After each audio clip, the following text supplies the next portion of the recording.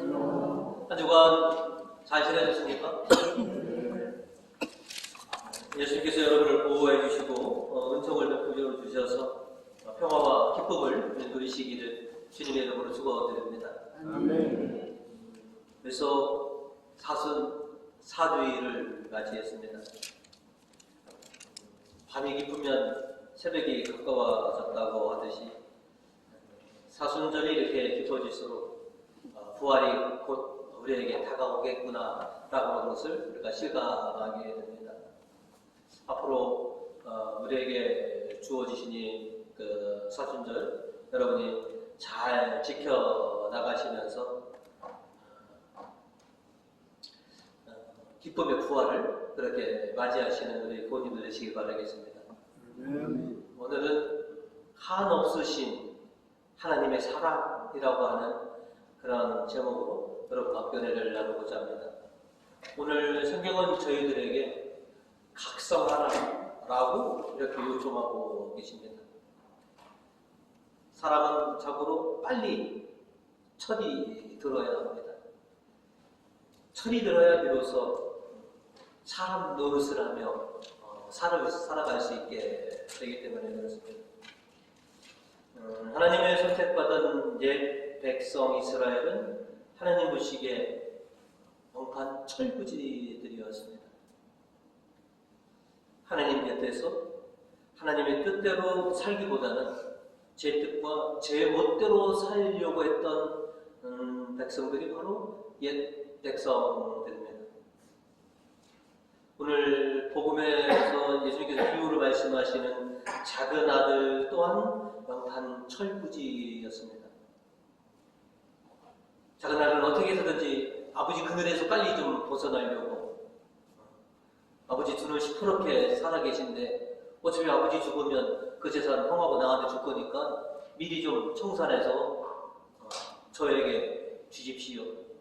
그리고 참 마지막에 아버지께서 그렇게 해주시자 그 모든 가산을 싹 정리하고서 아버지에게서 먼 곳으로 떠나가 그러죠.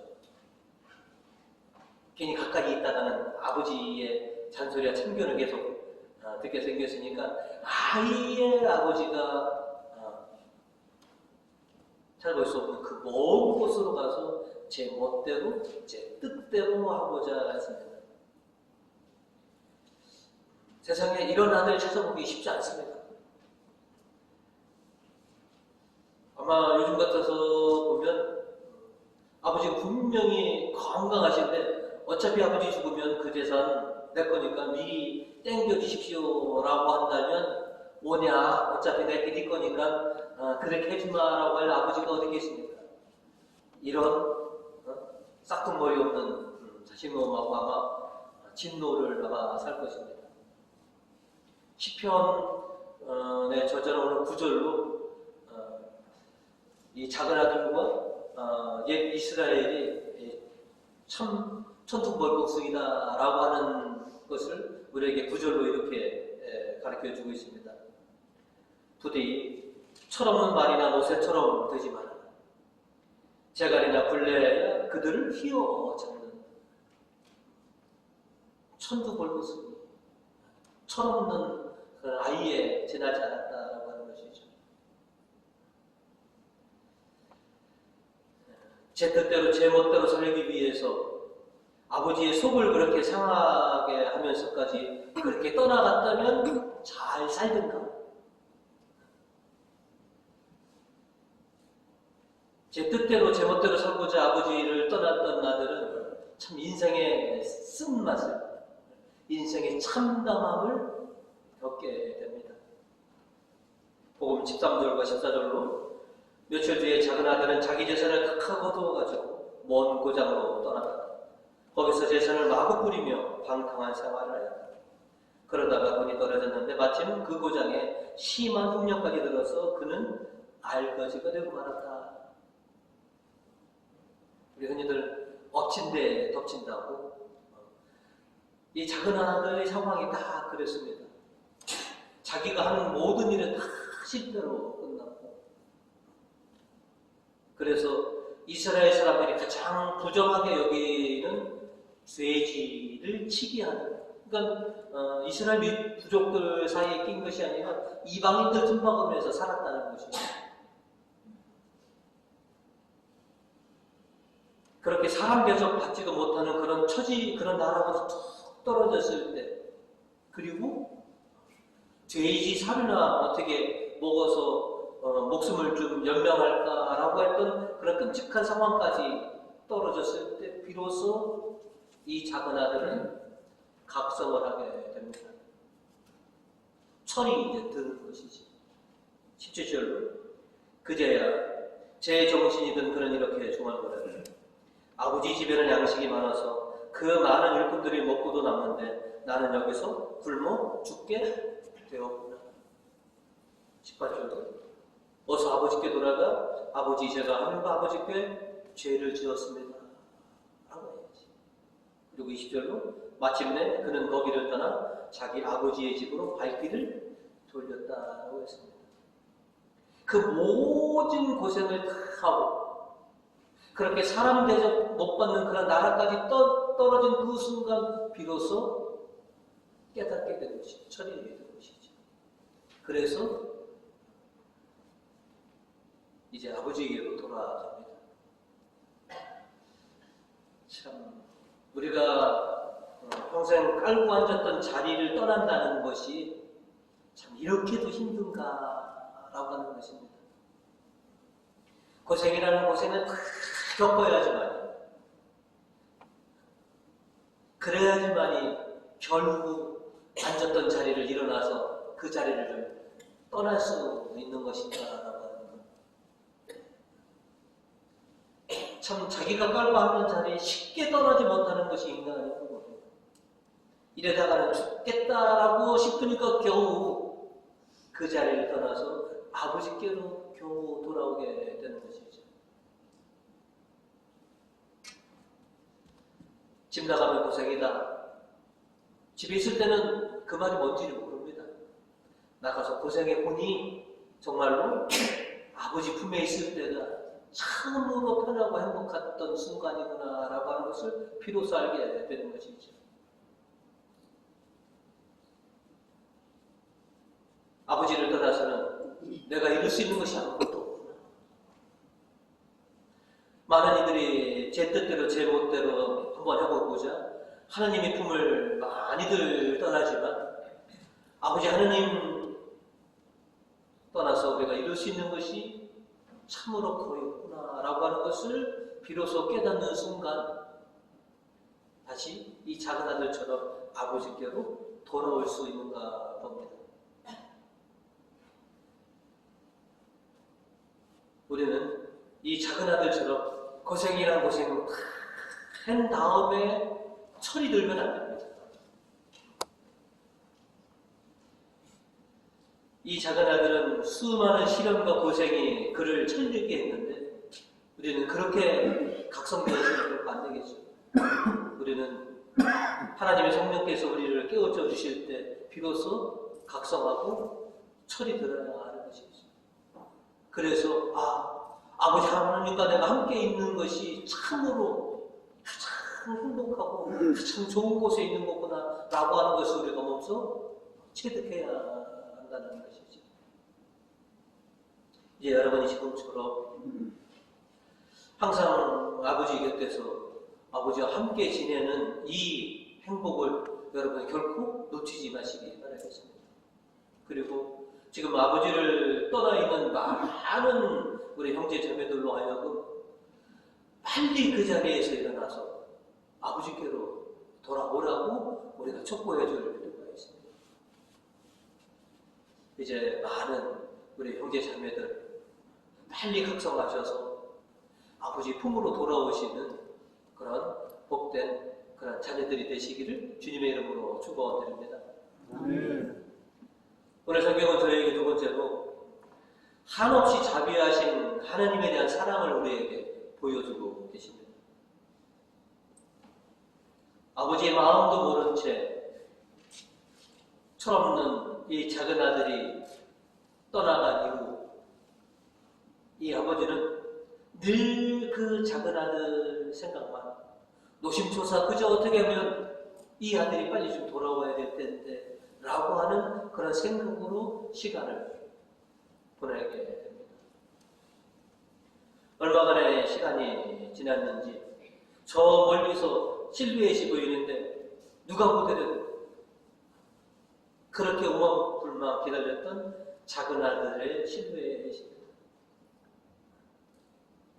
한눈에 봐도 저 멀리 있어도 그렇게 내가 애타게 기다렸던 아들이구나라는 것을 알아보게 됩니다.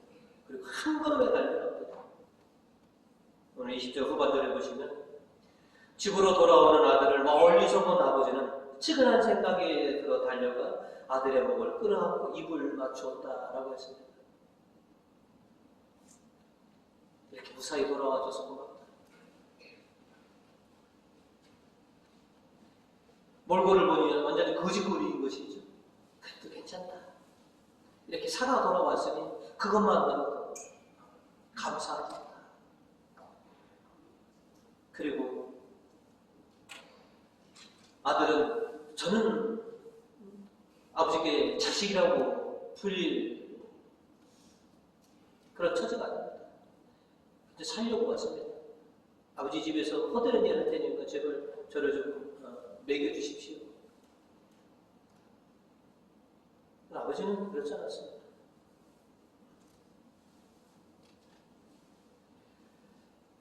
아버지는 작은 아들을 다시 아들로서 인정해 줍니다. 그래서 하인들을 시켜서 이렇게 얘기합니다. 어서 제일 좋은 옷을 꺼내어 입히고 가락지를 끼우고 신을 신겨주어라. 그리고 살찐 송아지를 끌어다가 잡아 먹고 즐기자. 내가 잃었던 아들을 다시 찾았다.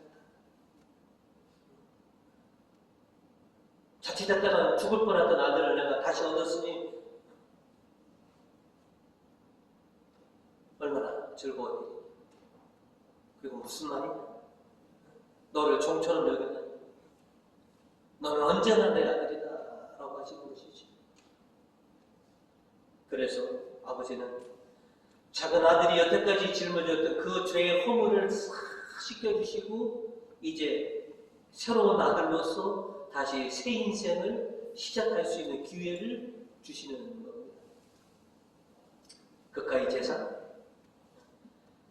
아버지가 평생 일궜던 재산의 반이지만 이렇게 각성한 아들, 철이 든 아들을 얻기 위해서 내가 비싼 수업료 냈다고 치면, 그리고 아들에게 어떻게다가 이 꼴이 됐니, 어떻게다가 그 재산을 하나님이 묻지도 따지지도 않으십니다. 그냥 아들을 그냥 받아주시는 것이죠. 우리 같았으면 뭐 궁금해서 뭐 못 견딜 겁니다. 정말로 한 푼도 안 남았냐? 선물로 다 말아먹었냐? 그렇지 않으셨습니다. 그저 아무것도 묻지 않고 그저 살아 돌아온, 회개하고 돌아온 그 아들을, 그 죄를, 그 수모 허물을 싹 씻겨주시는 거죠. 여호수아서 9절은 우리들에게 이렇게 선포하고 있습니다. 야훼께서 여호수아에게 말씀하셨다. 내가 오늘 너희에게서 에집트인들의 수모를 벗겼다. 그리하여 그곳의 이름을 지금까지 길갈이라고 한다라고 했습니다. 제 멋대로 놀아놨던 그 이스라엘의 그 수모를 하나님께서 싹 벗기시고 새로운 민족이 되게 하셔서 약속의 땅 가나안에 들어가서 그 땅을 차지하게 해주시는 하나님의 놀라우신 사랑을 우리가 보게 됩니다. 또 오늘 우리에게 이독서의 말씀을 선포해 주신 바울로 사도도 마찬가지입니다. 부활하신 예수님께서는 사울을 다마삭 도상에서 만나서 그의 죄와 그의 허물을 싹 씻기시고 그를 새 사람으로 완전히 새롭게 하셔서 그를 주님의 종으로 삼으셨습니다. 그렇게 예수님의 놀라운 은혜로 이 죄를, 그 허물을 벗김받은 바오로 사도는 이독서 17절과 18절로 이렇게 우리에게 전해주고 있습니다. 누구든지 그리스도를 믿으면 새 사람이 됩니다. 낡은 것은 사라지고 새 것이 나타났습니다. 이것은 모두 다 하나님께로부터 왔습니다. 자기 경험에서의 고백입니다. 사울이었던 나는 죽었고 이제 바울로 새로운 삶을 얻었습니다. 내 모든 허물을 다 씻기신 것은 바로 주님의 놀라운 은혜입니다. 이집트인들에게서 받은 수모를 씻기고 이제 새로운 출발을 허락하신 하나님. 작은 아들의 모든 죄의 허물을 싹 씻기고 다시 아들로서 새롭게 인생을 시작하게 해주신 그 아버지의 사랑, 그것이 한없으신 우리 아버지 하나님의 사랑이다라고 우리들에게 지금 전해주고 있는 것입니다. 저와 여러분 모두도 주님의 이 한없는 사랑으로 인해서 우리의 죄와 허물과 우리의 그 잘못들을 싹 씻김받고 우리가 새롭게 출발했던 인생입니다. 그것이 아버지 하나님의 사랑이시다는 것이죠. 내가 어떤 잘못과 어떤 죄에 빠졌더라도 당신께 돌아오기만 한다면 그 모든 것을 깨끗이 씻으시고 새롭게 새로운 삶을 출발할 수 있도록 해주시는 아버지의 사랑을 기억해라 라고 하는 것이죠. 그러니 그거를 믿고 돌아와라. 옛날에 저 같은 경우도 어렸을 때 사고 치면 집에 들어가기가 겁이 날 때가 있습니다. 집에 들어가면 아버지한테 맞아 죽지? 그러면 집에 못 들어갑니다. 집에 들어가면 아버지 어머님한테 뒤지게 혼날 거라는 생각을 한다면 못 들어갑니다.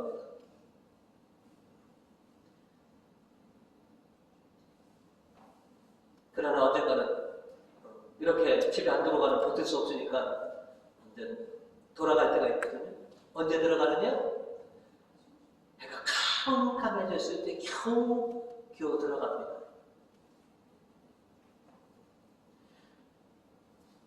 근데 의외로 경험해 보면 아버지가 당장 엄청난 화를 내시고 매를 뒤질 것 같았었는데 밥은 먹었어?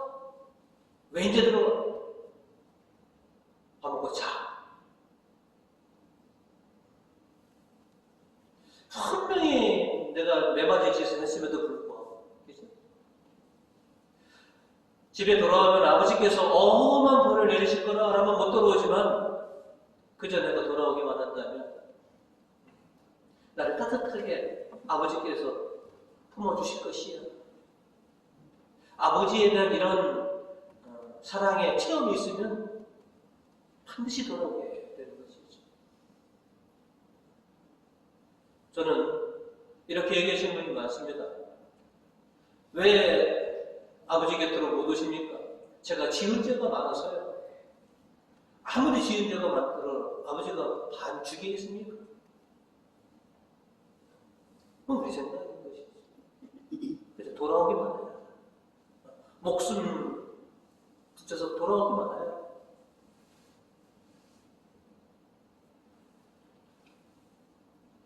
미우나 고우나, 그죠?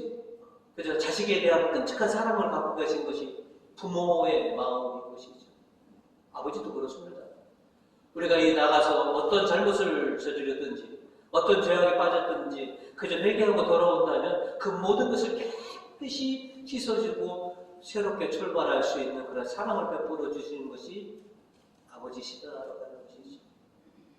이 아버지의 사랑을 믿고 빨리들 돌아오시기 바라겠습니다.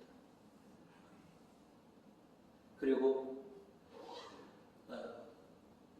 우리가 오늘 이 자리에 온 것도 그저 오기만 하면 아버지께서 나를 따뜻하게 맞이해 주시고 크신 사랑을, 은정을 베풀어 주실 거라는 것을 믿기 때문에 다시 돌아왔습니다. 어려워서 돌아오지 않았습니다. 잘한 일이 있어서 돌아오지 않았습니다. 하나님 사랑으로 우리를 받아주시고 우리를 새롭게 시작해 주실 수 있는 그 은혜를 베풀어 주시는 주님을 믿고 돌아왔습니다.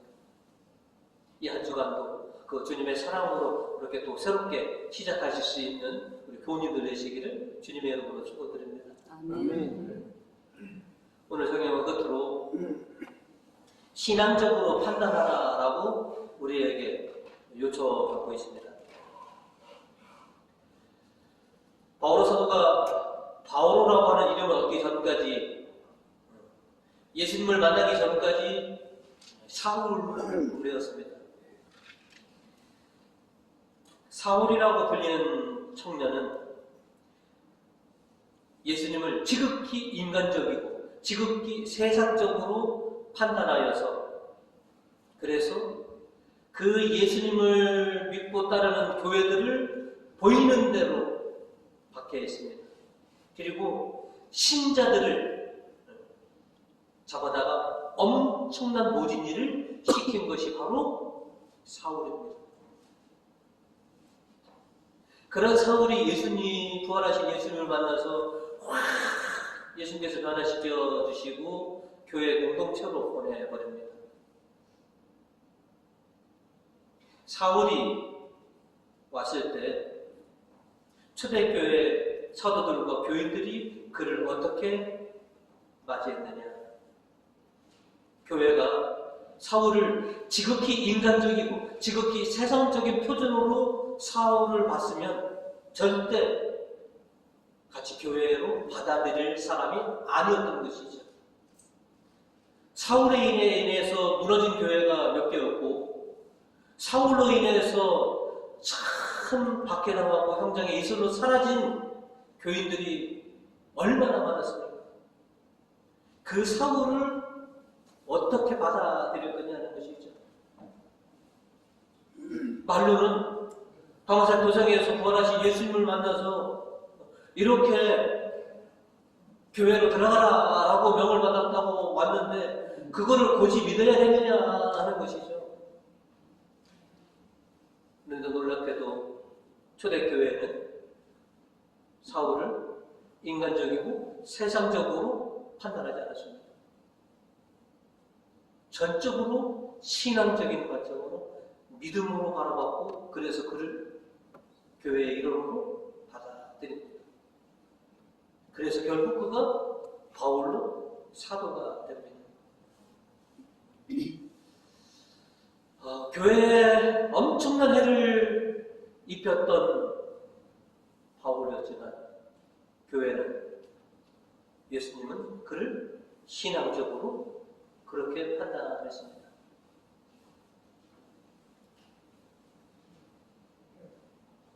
작은 아들이 돌아왔을 때 아버지가 지극히 인간적이고 지극히 세상적인 기준으로 아들을 판단했으면 어떻게 아들을 사랑을 받아 나눌 수 있었겠습니까?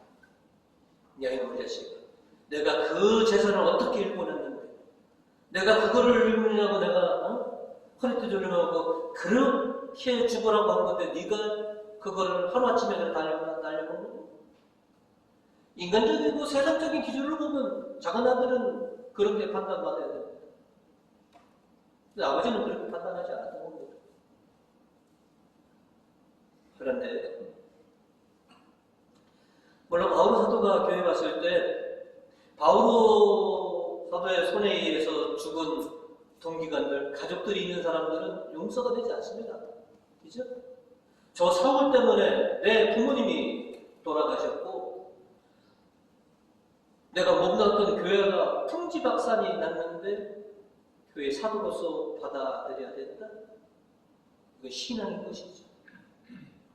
이건 은혜로 받아들여야 되는 것이라는 것이죠. 작은 아들도 마찬가지입니다.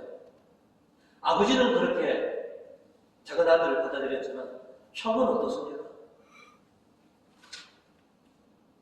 동성에 대한 기준과 판단은 지극히 인간적이고 지극히 세상적이었습니다. 그러니 뭐예요?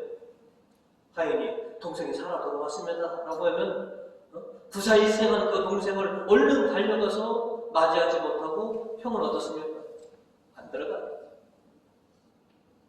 저런 자식 안 봐.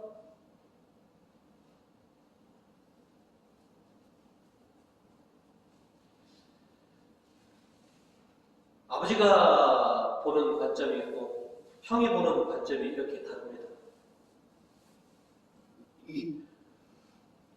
오늘 우리가 먼데가 있는 우리 교회도 우리 교회에서 벌어지는 수많은 일들을 우리는 세상적이고 인간적인 기준과 판단으로 모든 것을 바라보느냐 아니면 신앙적으로 바라보느냐 하는 것입니다. 교우와 교우 간에 관계된 일들을 지극히 인간적이고 세상적인 것으로 판단하느냐 아니면 신앙적으로 그것을 바라보느냐. 우리가 어떻게 해야 하는지는 이 형이 보여주고 있고 아버지가 보여주고 있습니다. 우리가 어떤 태도, 어떤 관점을 가지고 어떤 판단 기준을 가지고 살아가야 되는지 아버지는 똑똑하게 우리에게 보여주고 있습니다.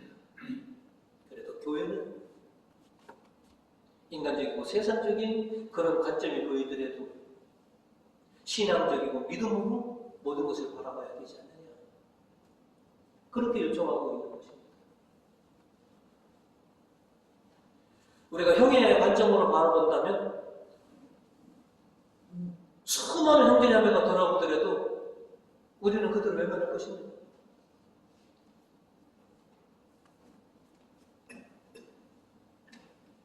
사울이 교회에 들어왔을 때 내 부모를 해한 사람, 우리 그 지하교회를 무너뜨린 장군이 이렇게 보지 않습니다.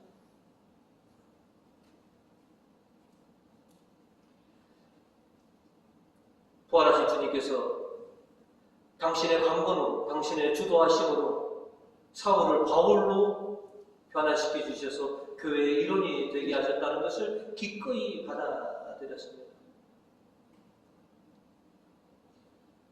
사울이 회심하여서 이제 주님의 종이 된 것은 주님의 주도 아래에서 주님의 강건으로 되었습니다. 작은 아들이 돌아온 것 스스로 뉘우쳐서 돌아왔다? 아닙니다. 하나님께서 그렇게 몰아가신 겁니다. 그렇게 주도하셔서 그가 철저하게 인생의 쓴맛을 경험하고 회개하기를 그렇게 주님이 주도하신 것입니다. 우리도 지금 기도하고 있습니다. 우리 소동교회 많은 지체들이 하나님에게서 아버지께서 멀어져 있는 지체들이 주님의 주도와 주님의 강권 아래 다시 돌아올 수 있기를 우리는 간구합니다. 지금 깊은 잠에 빠져있는 우리 형제자매들이 다시 주님의 주도로 다시 잠에서 깨어나 돌아오기를 우리 그렇게 간구하고 있습니다. 그들이 그렇게 돌아왔을 때 우리가 형의 관점으로 그들을 맞이할 것이냐 아버지의 관점으로 그들을 맞이할 것이냐 너희 어떻게 할래? 라고 오늘 숙제로 주십니다.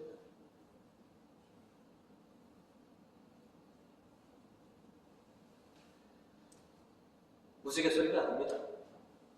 어떤 교회는 그렇습니다. 교회에 피해를 끼쳤던 어느 분이 냉담하다가 다시 교회에 나오고 싶습니다. 그 교회원에서 반대했습니다. 그 사람은 교회 오면 안 됩니다. 또 교회에 폐해를 끼칠 것입니다.